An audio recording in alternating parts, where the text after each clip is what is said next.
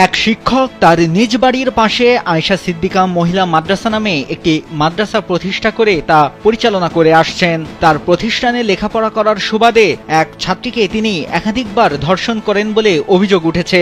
এ অবস্থায় ৫ মাস আগে ওই মেয়েটির অন্যত্র বিয়ে হয়ে যায়। গেল ২ জানুয়ারি রাতে মেয়েটি কন্যা সন্তান জন্ম দেয়। তবে বিয়ের কয়েক মাসের মাথায় সন্তান জন্ম দেয় বিষয়টি রহস্যজনক হওয়ায় তার স্বামী তাকে তালাক দিয়ে বাবার বাড়ি পাঠিয়ে দেন। আর এতেই বেরিয়ে আসে থলের বিড়াল। এরপর ভুক্তভোগী মেয়েটি তার পরিবারকে জানায়, মাদ্রাসা শিক্ষক মোহাম্মদ নজরুল ইসলাম তাকে একাধিকবার ধর্ষণ করেছেন। সবশেষ গত বছরের ২৭ ফেব্রুয়ারি সকালে আরবি পড়ার জন্য মাদ্রাসায় গেলে তিনি তাকে আবার ধর্ষণ করেন। আর এতেই সে অন্তঃসত্ত্বা হয়ে পড়ে।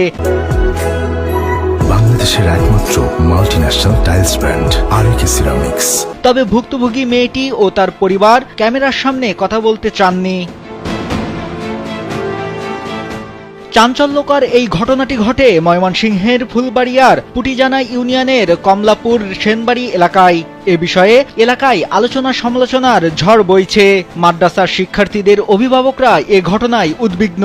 ভুক্তভোগী ওই শিক্ষার্থীর পাশে আছে এলাকাবাসী। নজরুল ইসলাম আমাদের প্রধান শিক্ষক।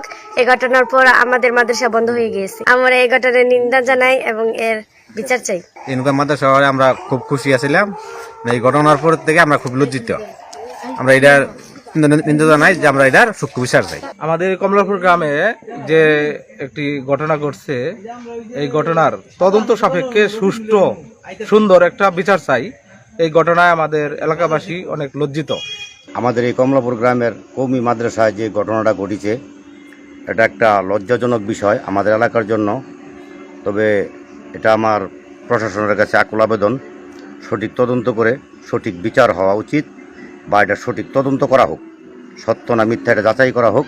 ফুলবাড়িয়া থানার ওসি মোহাম্মদ রকনুজ্জামান জানান, এ ঘটনায় ওই মেয়ে বাদী হয়ে মামলা দায়ের করেছেন। অভিযুক্ত শিক্ষককে আটক করে আদালতে পাঠানো হয়েছে। তদন্ত চলমান আছে। ওই মেয়ের নবজাতক আর একটু বড় হলে ডিএনএ টেস্ট করা হবে। এরপরই সত্য নিশ্চিত হওয়া যাবে।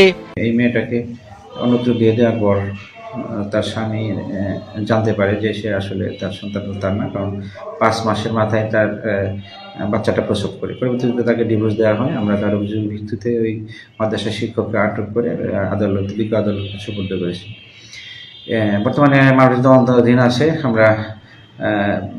আমরা বাচ্চাটা একটু বড় হলে আমরা সেটা করব ডিএনএ টেস্টের মাধ্যমে, এটা তার বাচ্চা কিনা। দ্রুত ঘটনার সঠিক তদন্ত করে আইনশৃঙ্খলা বাহিনী প্রকৃত